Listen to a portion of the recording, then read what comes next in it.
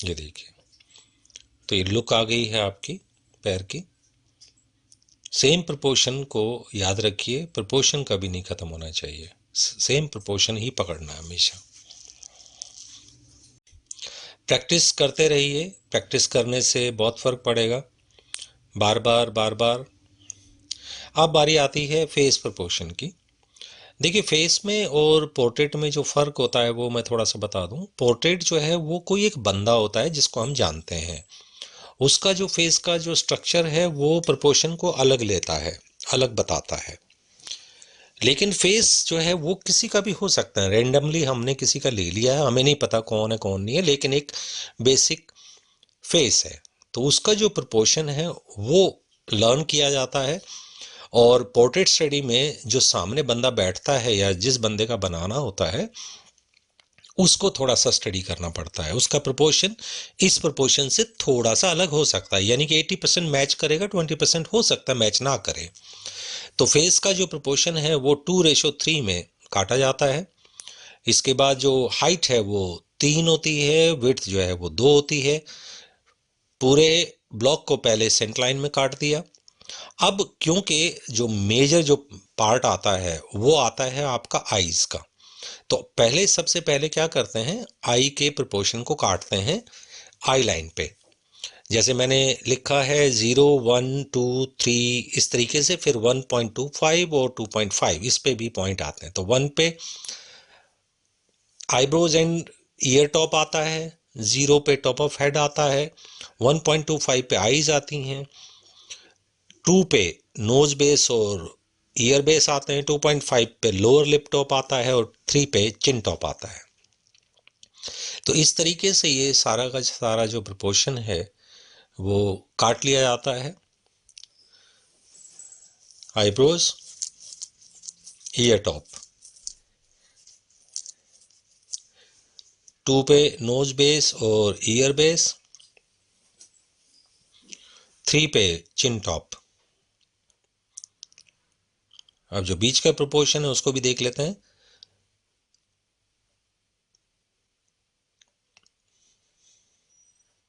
1.25 eyes line है।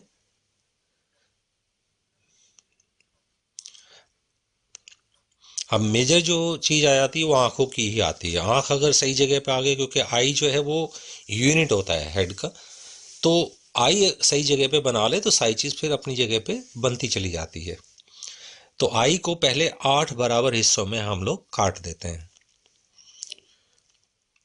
Centre line को बड़े ध्यान से देखिए, सेंटर लाइन हमेशा याद रखिए, सेंटर से और एंड तक 4 हिस्से, उसके बाद सेंटर के पास से 1, 1 से लेके 3 तक एक आंख, और इधर 1 से लेके 3 तक एक आंख। दोनों आंखों के बीच में एक आंख का डिस्टेंस होता है हमेशा। तो दोनों आंखों की प्लेसमेंट सही मिल जाती है।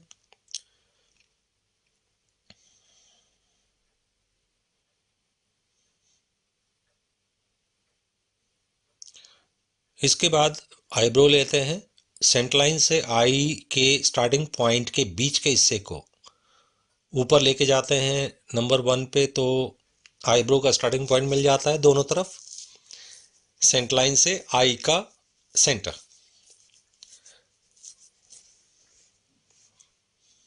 ये दोनों तरफ जो है हम लोग आईब्रो बना लेते हैं।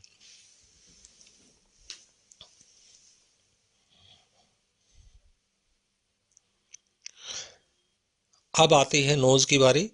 तो दोनों आईब्रोज को जब हम नीचे लेके आते हैं तो नंबर 2 पे जो नोज पॉइंट है आपका, तो नोज का जो राउंडनेस आता है, नोज का जो राउंडनेस है वो आईब्रो, दोनों आईब्रो के बराबर होता है नोज लाइन पे, और एंड पॉइंट नोज का वो आइज के बराबर होता है। यानी कि दोनों आंखों का स्टार्टिंग पॉइंट अगर हम नीचे ले आए तो टोटल नोज की टिप मिल जाती है, total area of nose is 1 आई, और half I is tip of the nose.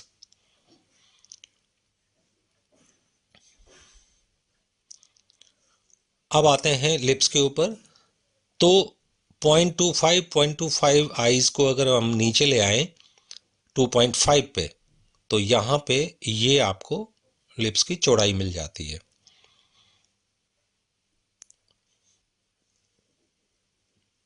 ये क्योंकि 2.5 पे लोअर लिप टॉप आएगा, सेंट लाइन नहीं आएगी,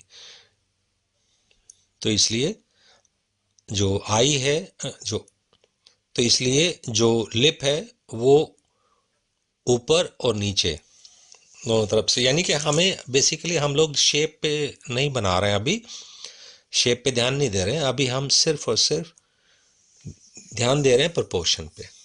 तो इस तरीके से एक लुक आ जाती है। अब आते हैं स्ट्रक्चर पे।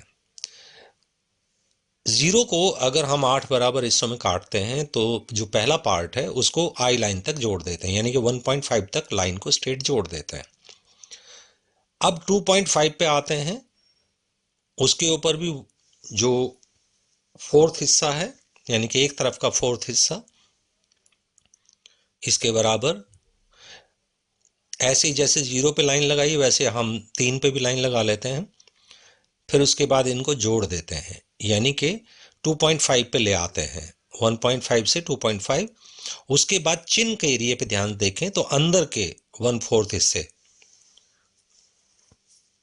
उनको हम आपस में जोड़ देते हैं चिन के लिए।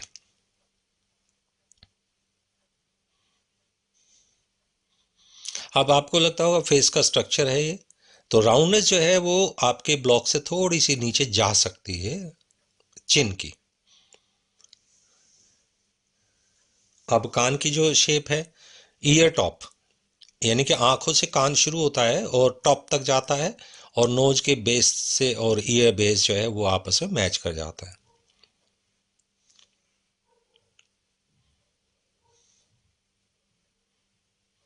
अब ऊपर का जो स्ट्रक्चर है वो हेयर का होता है, आप हेयर बना दीजिए, तो उसमें कहीं से कुछ भी आप कर, क्योंकि हम लोग उसको ज़्यादातर हेयर से जब कवर करते हैं तो वो ब्लॉक से बाहर भी हो सकता है, अंदर भी रह सकता है। नेक एरिया है वही जॉ लाइन से जो हमारा 2.5 पे आउटर 2 पॉइंट मिले थे, उन्हीं को हम वर्टिकल नीचे ले लेते हैं। आंखों की थोड़ी सी शेप को देख लेते हैं बना के, एक लुक आ जाती है कि हाँ आँख की जो लुक है वो थोड़ी सी उसमें महसूस होनी शुरू हो जाती है।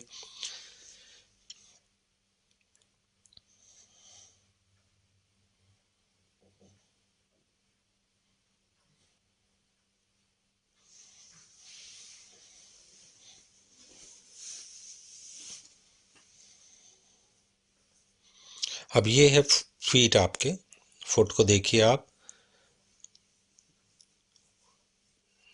एक रेक्टेंगुलर सी शेप बनाए, ऊपर से कम नीचे से ज़्यादा, उसको 1/4 हिस्सा काट दिया हमने। ये आपका अंगूठा है, बाकी के हिस्से में आपकी उंगलियां आ जाती हैं। एंगल पे ध्यान दीजिए, एंगल जो है वो आपका थोड़ा सा ऊपर की तरफ गया हुआ है। इसकी जितनी आप प्रैक्टिस बार बार करेंगे तभी समझ में आएगा।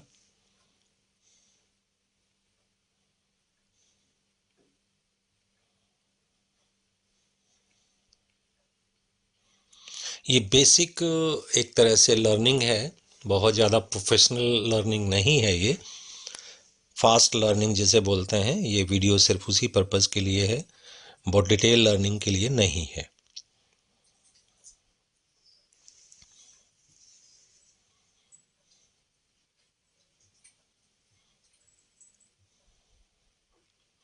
अब हेड को थोड़ा फास्ट बनाते हैं, थोड़ा सा एक सर्कल लगाते हैं, सर्कल को 4 हिस्सों में काट देते हैं।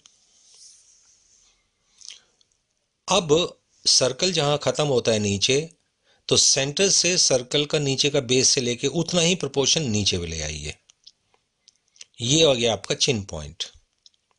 अब जो सर्कल है उसका आउटसाइड एरिया, तो नोज पॉइंट जो है वो आपका आ जाता है जहाँ सर्कल ख़त्म होता है, और उसका जो 50% अगर हम काटे तो वहाँ पे लिप एरिया आ जाता है। इसकी भी आप बार बार प्रैक्टिस करेंगे तो इजी लगेगा आपको करने में, बहुत जल्दी आप सीख जाएंगे।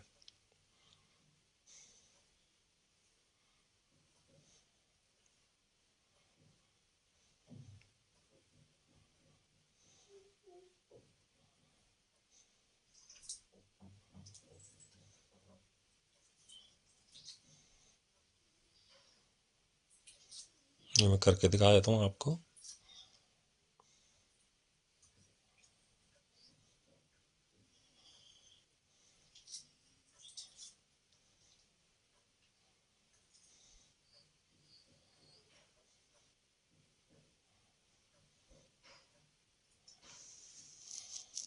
ये आपको इजीली लगेगा, इजीली महसूस होता है।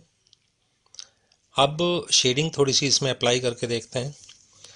शेडिंग में एक तरफ से लाइट सोर्स मानते हैं, तो क्योंकि ये स्फीयर टाइप का होता है, ओवल टाइप का होता है, तो इसलिए ये डार्क टू लाइट शेडिंग इसमें मर्ज होते हुए आएगी, हार्डनेस नहीं आएगी, डार्क टू लाइट मर्ज होते हुए। ये टोटल हेड है, इसको हमने वैसे ही डिवाइड किया है, दो आंखें हैं, नोज है, आंखों की पोजीशन है, लिप्स है। शेडिंग करने के बाद ही हम इसको बना रहे हैं एक तरह से, ताकि उसके अंदर डायमेंशंस वगैरह जो है वो अपने आप ही ऑलरेडी मिल जाए। ऐसा नहीं है कि हम फीचर वीचर सब बना लें और उसके बाद हम शेडिंग करें। हमने पहले ही कर लिया है तो उसमें एक लुक आ जाती है कि हाँ अच्छी सी एक लुक आ गई है उसकी हेड की। ये शेडो आएगी नोज की, क्योंकि नोज उठा हुआ हिस्सा है।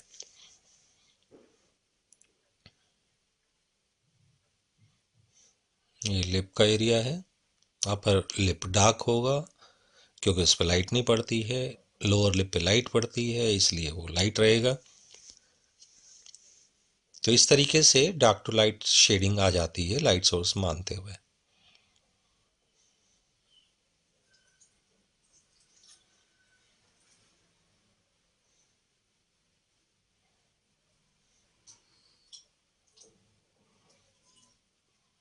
ये भी प्रैक्टिस मांगती है। अब आ जाते हैं, जैसे इसमें थोड़ी सी डायमेंशंस और दिखाई है, डिटेल थोड़ी और दिखाई है लाइट सोर्स के according. Dark to light shading की हुई है उसके अंदर, मर्जिंग है उसके अंदर।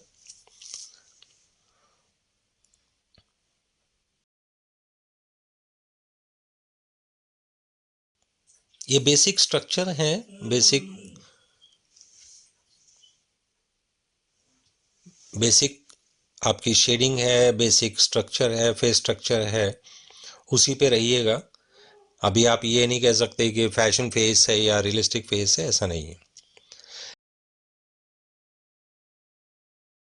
तो इसके ऊपर अब आती है बारी कि हम किसी भी फिगर के ऊपर एक गारमेंट डालते हैं, कोई भी गारमेंट उसके ऊपर कैसे अप्लाई करते हैं। तो फिगर को वैसे ही बनाना है, थोड़ा लाइट करके रखते हैं हम हमेशा।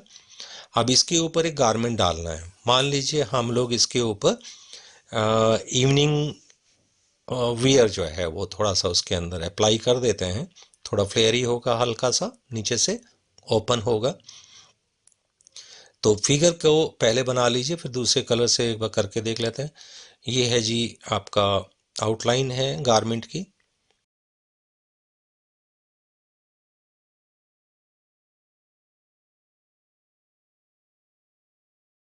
यहाँ से स्लिट है, तो यहाँ से सीधा फॉल करेगा, सीधा। और ये इसके पीछे का हिस्सा है गारमेंट का, वो थोड़ा सा टुकड़ा जो है यहाँ पे कर देते हैं। तो फिगर अगर सही ड्रॉ होगी तो गारमेंट भी सही पोजीशन में आएगा।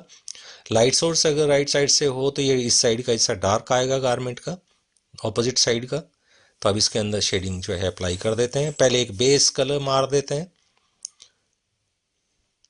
क्योंकि बेस कलर पहले चाहिए होता है, उसके बाद डार्क एरिया उसमें आएगा।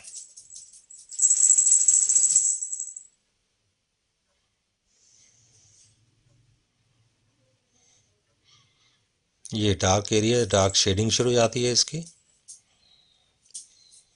क्योंकि लाइट सोर्स ऑपोजिट साइड है। तो ऐसी लुक आ जाएगी उसकी। पेंसिल की शेडिंग अगर आपने पेंसिल की ड्राइंग अगर ज़्यादा नहीं मिटाई होगी तो बहुत गंदी लगेगी, इसलिए पेंसिल की जो ड्राइंग है वो बहुत हल्की रखनी चाहिए। सो ये है एप्लीकेशन कलर की। फैशन इलस्ट्रेशन में लास्ट में एक स्टेप आता है स्टाइलाइजेशन, यानी कि हम फैशन इलस्ट्रेशन को स्टाइलाइज कर देते हैं। स्टाइलाइज का एक सिंपल सा एक एग्जांपल है, या कह लीजिए एक सीधा सीधा एक वर्ड है उसके लिए, सिंप्लीफिकेशन, या कह लीजिए फास्ट। जितनी फास्ट कोई भी इलस्ट्रेटर जब फैशन इलस्ट्रेशन बनाता है तो उसमें उसका स्टाइल क्रिएट होता है। जब हम स्लो करते हैं तो ऐसा लगता है जैसे हमारा कोई अपना स्टाइल नहीं है, लेकिन जब हम इसमें फास्ट काम करना शुरू कर देते हैं तो फिर वो हमारा स्टाइल बन जाता है, यानी कि उसका हाथ अंदर से ही उसकी स्टाइल जो है वो क्रिएट होनी शुरू हो जाती है। फास्ट वर्क जो है हमेशा से आर्टिस्ट का इंटरनल पार्ट होता है, वो उसको बगैर सोचे समझे जो उसके मन में होता है या उसके जो हाथ में पावर होती है, स्ट्रोक्स की पावर होती है, वो ऑनेस्टली वो निकलती है। तो स्टाइल जो है हर आर्टिस्ट का, हर इलस्ट्रेटर का अलग हो जाता है, क्योंकि उसका तरीका अलग है काम कर। तो जितना फास्ट हम काम करते हैं उतना ही हम लोग अपना स्टाइल क्रिएट कर पाते हैं। और स्टाइलाइजेशन इसलिए ज़रूरी है कि बाद में बस हम लोग जो है एक थोड़ा सा फास्ट वर्क करके देखते हैं कि हमारा जो गारमेंट है वो फिगर पे उसकी जो लुक है, फील है, वो कैसी आएगी।